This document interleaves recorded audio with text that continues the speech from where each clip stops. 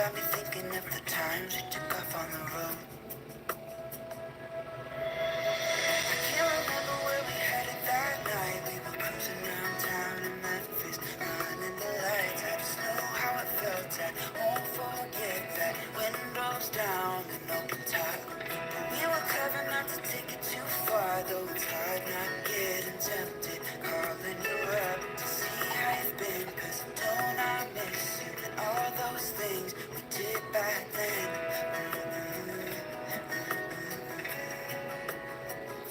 Way back then.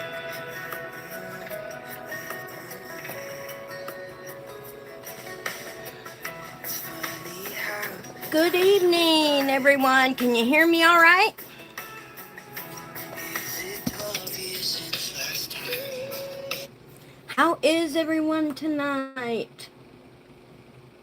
I turned my headset on and it was dead. So I can't use my headset tonight. So I will be reading just in the open without my headset mic.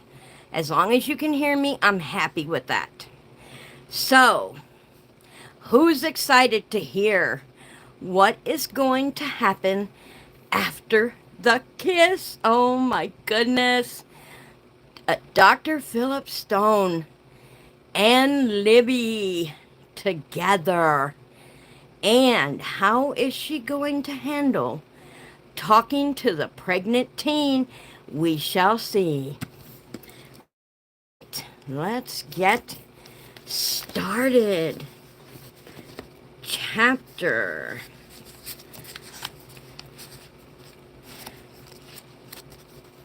Now, if you have missed out and haven't been following up till now, we do have our playlist that has the past readings in it. So one night when you're sitting there and you want to listen to a good book, head on over to the playlist and start from chapter 1 and catch up with us so you can be a part of our Wednesday nights and be right up where we are.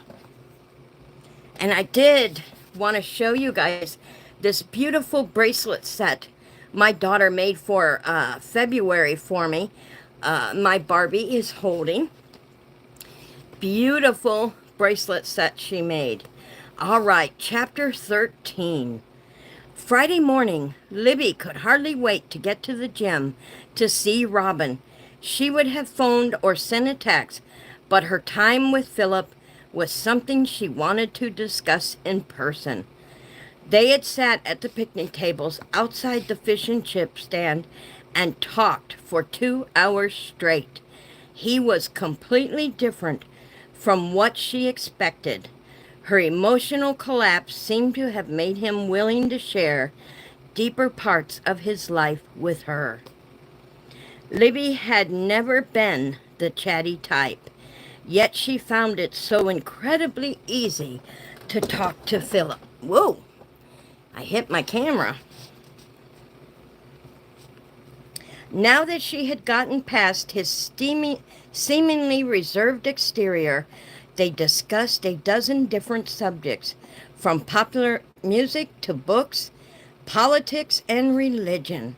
He seemed genuinely interested in her opinion, some of which he agreed with, and others of which he didn't. She learned that he had been badly burned in his last relationship. What she found remarkable was his honesty and willingness to acknowledge his part in the breakup. As a workaholic to another, she identified with him on a number of different levels. Afterwards, she felt buoyed, encouraged, and inspired. At the end of the evening, he walked up to her condo and kissed her goodnight. It wasn't a simple peck on the cheek. It was a heated exchange that rocked her to the very core of her being. It had been difficult to break away, and when they did, his breath was ragged as hers. The attraction she felt on the boat had exploded. Philip felt it too. Libby could see it in his eyes. He looked as shocked as she felt, as if he wasn't sure this should be happening. They had both been gun shy because of previous relationships, and while what they felt was new and exciting, it was scary too. She could hardly sleep. She was so happy. Her entire being was filled with a hopeful expectation that was unlike anything she experienced in a very long while.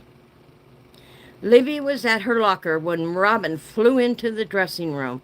Her friend's face lit up the instant she saw Libby. "I've got news," Robin said, gripping Libby by the forearms. Libby reached for her friend's arms at the same time. "Me too. Let me go first." "Okay," Libby acquiesced. She had been too happy to argue about anything so trivial. "I talked to Roy, and he mentioned a position would be opening with the city as a junior prosecutor. I know it's pretty much a starting position, but I think you'd quickly rise through the ranks. So please don't be turned off by that." Libby frowned. While grateful for any job opening, she wasn't keen to be a prosecutor. It's for the department dealing with tax fraud and financial crimes. This was an important component of estate work, with which Libby was well acquainted. This was promising, very promising. "This is big," she whispered. "You're telling me," Robin joked. "This is huge, and right up your alley." "Oh, Robin, thank you." She briefly hugged her friend. To do something like this for her was outside of Robin's comfort zone. "I've got the information. You need to call first thing this morning," Robin told her. "Done. Interviews are next Wednesday." "Perfect." She hoped she could arrange for hers to take place in the afternoon, as she was scheduled to volunteer at the hospital in the morning. Nevertheless, if asked to come in the morning, Libby would. Sharon knew she could be called away at any time for work. Finding a new job was her priority. "Okay," Robin said, looking pleased with herself. "What's your news?" Libby barely knew where to start. "I saw Joe." "Your ex?" Filling in the blanks, she described her emotional breakdown and how Philip had shown up unexpectedly at her condo. She mentioned the season, and although she felt a little like gossiping schoolgirl, she told Robin about the amazing kisses they shared. "Wow," Robin whispered when she finished. "He asked to see me again tonight." "Dinner?" Philip suggested going out on the sailboat again, but that depends on the weather. I checked out the forecast, and it's supposed to rain. Frankly, Libby didn't care what they did, as long as she was with him. Roy has a boat," Robin murmured wistfully. "Roy, Judge Bollinger told you about the opening in the prosecutor's office?" "Yeah." Robin immediately changed the subject. Apparently the judge was strictly off limits. Well, so Libby had guessed right. It was Roy who had captured her friend's attention. After her workout, Libby returned to her condo. She was changing clothes before heading to the hospital when her cell chirped. Actually hoping it was Philip. She didn't bother to look at the caller ID before answering. "Hello," her voice was elevated and happy. "Libby, it's Lydia Goetz from A Good Yarn." Libby tensed. She hadn't been in the yarn store since dropping the bomb. "Oh, hi," she said, hoping she sounded casual. "You haven't been by lately. Did you find a job?" No, but I have a line on one. How is everything with you? Actually, I'm calling because I wanted you to know how grateful I am that you came to see me with your concerns. Lydia was grateful. The situation felt like a heavy, wet blanket weighing down on her shoulders.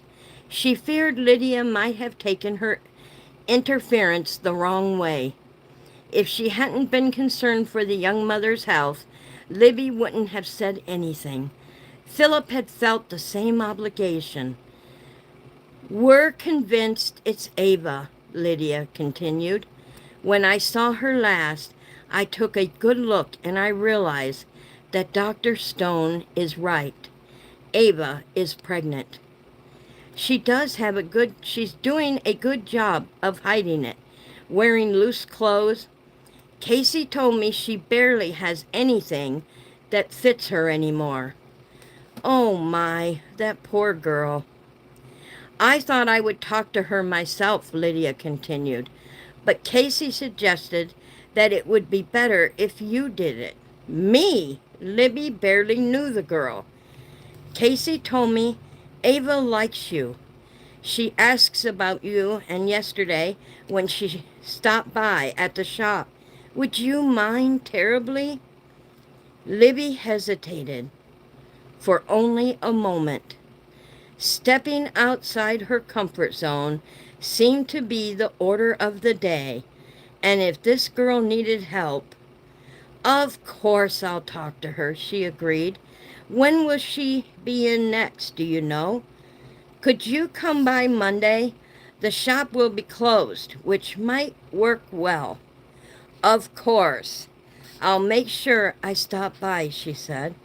So it was Ava who was pregnant, the motherless girl who so reminded Libby of herself at that age.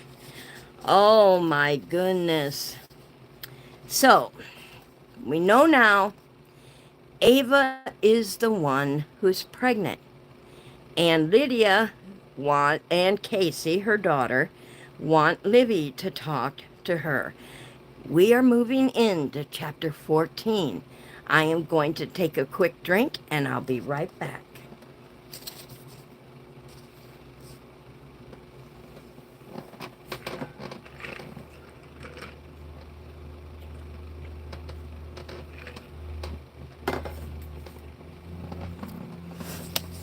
Chapter 14. Libby sat at the table in the back of the yarn store, working intently on the baby blanket, while Lydia sat in her office paying bills. Casey and Ava were busily knitting and crocheting with Libby.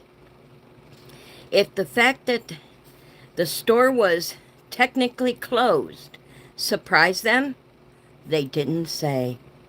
She certainly didn't want to introduce the subject of Ava's pregnancy in front of Casey, and so she anxiously waited for the right moment when she could speak privately to the young teen. Philip had kindly offered a few words of advice, and she was grateful for his help. But no matter what anyone suggested, confronting Ava wouldn't be easy. At least she didn't need to worry about carrying the current conversation. Casey easily took on the responsibility, bouncing from one subject to the next, as if she were playing verbal hopscotch. When Casey took a short breath, Libby asked Ava a couple of questions, and Casey, bless her dear heart, didn't leap in to answer, allowing Ava to respond. I've decided I wanted to learn how to knit too, Ava announced, focusing her attention on her knitting. When they had first met, Casey had been teaching her to crochet. Lydia seemed to think it was Libby's influence that had shifted Ava's interest in knitting. Knitting really isn't difficult once you get the hang of it, Libby assured her. That's what Lydia said. I'm knitting a dishcloth. Ava laid it on top of the table and smoothed it out for Libby to see. I've made a bunch of mistakes, but no one is going to be wearing it, so that shouldn't matter, right? Right. Ava had done a really good job, especially for a beginner. Libby told her so, and the teenager beamed with the pride. Out of the blue, Casey scooted her chair out and stood. I'll be back in a few minutes. Libby wasn't sure if this was her cue to broach the subject of pregnancy with Ava, but either way, she decided to seize the opportunity. If you'll remember, I was about the same age as you when my mother died, Libby reminded her while studying Ava's knitting. Ava glanced up from her knitting, and her hands went still. How did your mother die? She had cancer. In fact, I originally learned to knit sitting with my mother when she was in bed. She taught me. But after she died, I set it aside and didn't start it again until recently. Why did you stop? Ava asked. She returned her attention to the needles and the yarn, her tongue darting in and out of her mouth as she concentrated on creating the stitches. After my mother died, I didn't know anyone else who knitted, and there wasn't anyone I could go to for help if I had a question or made a mistake. Recognizing this as the perfect opportunity to lead into the pregnancy, Libby continued, I wonder if you feel the same way about some things now that your mother is gone. Ava responded with a light shrug of her shoulders. My mom worked a lot. She didn't have time to spend with me or Jackson, knitting or anything else. My dad left us and Mom had 2 jobs. I'm sorry. Libby remembered Casey telling her that Ava's mother had died in a car crash. Apparently she had fallen asleep at the wheel. A single mom working 2 jobs. It's no wonder the poor woman was so tired. I'm not your mother, Ava, but if you have any questions, you can always ask me about knitting, about anything. The tentative smile returned, and she held Libby's gaze for longer than she had before, and then nodded as though she would. Seeing her gratitude made Libby realize how incredibly young Ava truly was. Her heart ached for the girl, having experienced the same loneliness herself. Libby tried a new angle. After my mother died, I was alone after school every day. She remembered how empty the house had felt without her mother. It hadn't completely hit her that her mother would never return until several weeks after the funeral, when she was struggling to find something easy to cook for dinner. Her mother would never be able to tell her how to cut down a recipe. She wouldn't be able to teach her how to hem her pants or shop for a special dress. Jackson and I are alone a lot too because Grandma works so many hours. Sometimes I did things I knew that would get me in trouble if my father knew about them. Libby had given a lot of thought to how she should broach the subject and hoped to lead into it naturally. Ava's fingers slowed. Like what? I phoned my grandmother in Colorado. Long-distance calls cost money. She said I could talk to her anytime I wanted. But the minute my father saw the phone bill, he blew up and put me on restrictions. Grandma gets upset too about money. I know she misses Mom because she doesn't like me to talk about her. It makes her sad. It makes me sad too. Libby still had her mother's picture on her desk. For years she had kept it on her nightstand for fear she would forget what her mother looked like. "Do you have a special boyfriend?" Libby asked, unwilling to get sidetracked. "Not really." "Is there a boy you like more than anyone else?" She tried again. Once more, Ava shrugged. "My brother is friends with Peter. He lives next door, but he can't come over because my grandma doesn't like us to have anyone in the house when she isn't there. She's afraid someone might take something. Peter wouldn't, but she said we couldn't break the rules for him." "So you don't see Peter much?" "No, not so much." And then she looked away. "Is he cute?" Ava grinned. "I guess." Libby felt completely inept at this. She hoped the conversation would lead naturally into boyfriends and that she could transition into the topic with a lot more ease and finesse than this. "Does your grandmother ever take you to the doctor?" she asked. Ava looked up as though the question surprised her. "I went to the dentist early this summer." "What about a physical? Don't you get one every year for school?" Oh dear, this was going so badly. Ava shook her head. "Not really. You do if you're playing sports, so Jackson has an appointment, but I don't. I'm not any good at sports. I like to sing. I was in the choir at school, sang a solo." "Do you sing?" Libby shook her head and then remembered how much she enjoyed singing to the babies. "But that was different. I didn't have many interests in school. I always had my face in a book studying." "Did you get good grades?" Libby nodded. "My mother wanted me to graduate at the top of my class. She convinced me that I was the smartest girl in school. She said that because she wouldn't be around to see me grow up and graduate from high school or college. She said it every day because she wanted me to believe it. Sometimes she would close her eyes when she talked about me going to college." Ava cocked her head to one side. "Why did she do that?" "I asked her that too, and she said she was using her imagination to see me excelling in everything I tackled." "Did you?" Ava asked. Libby blinked until she realized what the 13-year-old was asking. "Yes, I wanted to get good grades for my mother." Libby rarely spoke of her mother to anyone.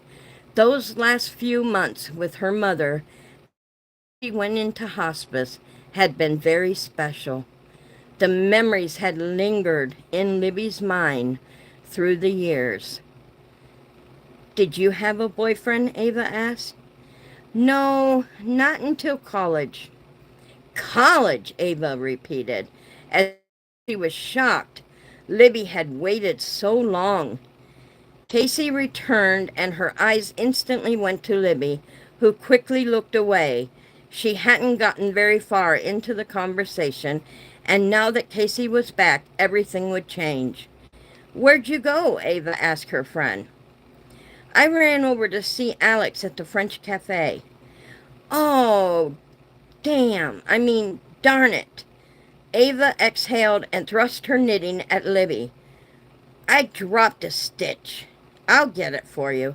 Libby reached for her notions bag and brought out her crochet hook. Once she snagged the rebel stitch, she handed the dishcloth back to Ava and showed her how to weave it back into place and slip it onto the knitting needle. Casey kept chattering away. "Alex is the one I was telling you about who bakes those yummy, buttery croissants. Lydia brought me one this morning," Ava explained. "Alex and my mom are good friends," Casey went on. "Mom taught her how." Before she got married, she went to cooking school, and then she started working at the French cafe. Libby had tasted those incredible croissants herself, and they were every bit as good as Casey claimed. She had to avoid them altogether, or her workout sessions at the gym would be for naught. Looking up from her knitting, Libby discovered that Ava was watching her. Immediately, the girl's gaze dropped as though she was embarrassed. I was thinking of getting some for lunch. Do you girls want to join me? Libby asked. Casey and I already have plans, Lydia said, as she approached the table. We do? Casey looked surprised. Would you like to come with me? Libby asked Ava, realizing Lydia had given her an opening for the two to spend some time together. Ava hesitated and looked to Casey, as if she needed her friend's approval. It's all right with me, if you want to have lunch with Libby, Casey said, although she didn't look all that pleased about it. Okay, Ava said softly, glancing up at Libby and offering her a shy smile. Where are we going? Casey asked her mother as Lydia drew her daughter away from the table. I thought we'd meet Margaret, said Lydia. Can we have Chinese food? Casey asked hopefully. Then looking over at Ava, she added, it's my favorite. I'll call Margaret and suggest that she meet us at China West. Casey's face lit up with a huge smile. Yay, great! What kind of food do you like? Libby asked Ava as she started picking up her things. Ava shrugged. There's a really good soup and salad place a couple of blocks from here. What Libby liked best was the outdoor dining. They would have some privacy, she hoped.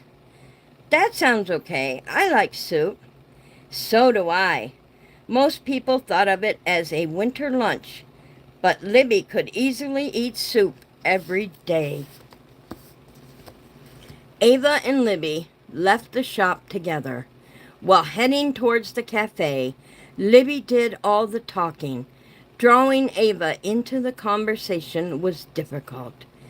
When they had the small restaurant, she chose an isolated table and hoped it would stay that way. The waitress arrived with filled the water glasses, 2 menus tucked under her arm. The soup special today is butternut bisque. They have a wonderful crab salad if that interests you, Libby suggested to Ava. Ava studied the menu as if Libby was going to give her a test on its contents. I like tuna fish. You can order whatever you like. Her own stomach was in knots. Oop! Hang on, you guys. I'm losing the...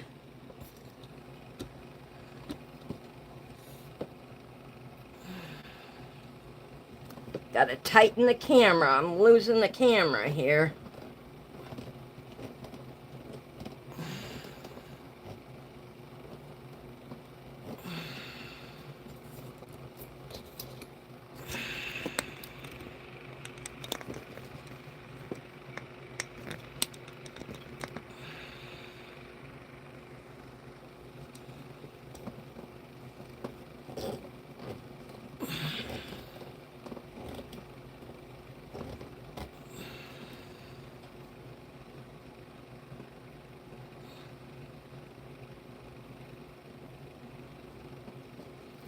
There we go.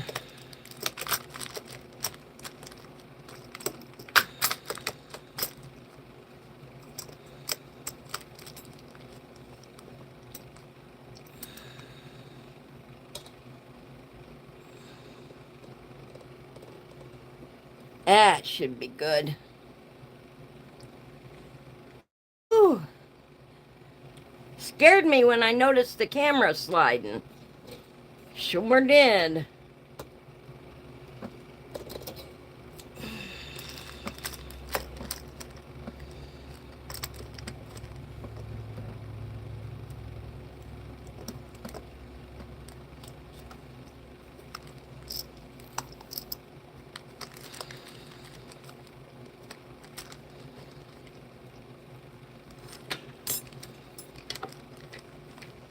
still wants to slide, y'all. I don't know what's happening to this thing. At least I'm glad it waited till after chapter 14 to start acting stupid. There we go. That's good. Now it should stay there.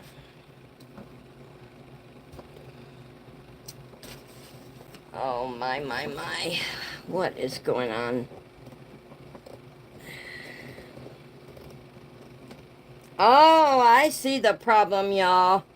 It has a holder pad on it, and the pad is slipping, not the brace. It's the pad that's slipping. Wow.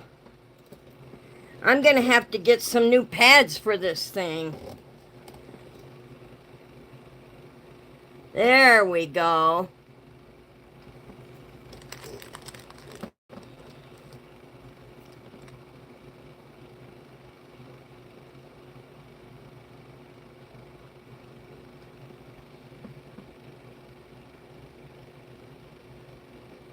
Yeah, there we go. Now it's gonna... Wow.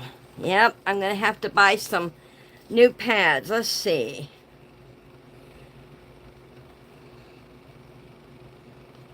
Her own stomach was in knots. Everyone was coming on her to help Ava. Good grief, she knew nothing about teenage girls, let alone pregnant ones. What did she know was what it was like to be Ava's daughter. That's what her main connection with Ava, and she prayed it would be enough. The waitress returned a couple of minutes later. I'll have the soup special, Libby said, handing the other woman the menu. Ava continued to study the page. Do you have peanut butter and jelly? Sorry, no, the waitress informed her. Can I have a tuna then? On wheat, sourdough, rye, pumpkin, white bread, she asked, her hand poised over the order pad. Ava's gaze shot to Libby, as if the question had overwhelmed her. Wheat, Libby said, answering on her behalf. Lettuce and tomato? Ava nodded. Mayo? Ava smiled. Yes, please. The waitress finished scanning the order. 1 tuna fish sandwich on wheat with lettuce, tomato, and mayo, plus a bowl of butternut squash bisque, coming right up.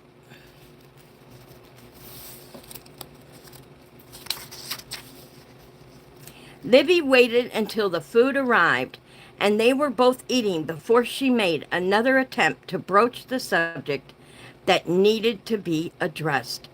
After my mother died, I felt lost and alone, she told Ava. Have you ever felt that way? Sometimes. Do you ever dream about her? As soon as Ava posed the question, the memory of a vivid dream played back in Libby's mind. She set her water glass down, but kept her hand folded around the cold glass. About a month after my mom died, I dreamed that I was in a rowboat on a big table. It was foggy and I couldn't see the shore. I was scared and I kept calling out for my mom until I remembered she couldn't hear me. I woke up shaking and crying. There it goes again, slipping down. What the heck? Hang on. If I have to keep fixing this, y'all, we might have to temporarily suspend this chapter. We're almost done. I only have 1 page left. Let me fix it again. Because I don't think it's going to stay. I don't think it's going to stay. Let me fix it one more time. And if it starts sliding down, there we go. All right. Nope. There it goes. Still sliding. No, there's just no way of fixing it, honey. The pads are done on it. Well, guys, I'm going to go ahead and end our story We only have a page left in the chapter. We can finish it next Wednesday. I will be sure and get my phone holder here. I'll get new pads for it so they will grip. And until then, I hope you all have a sweet night, sweet dreams, and always be nice, y'all.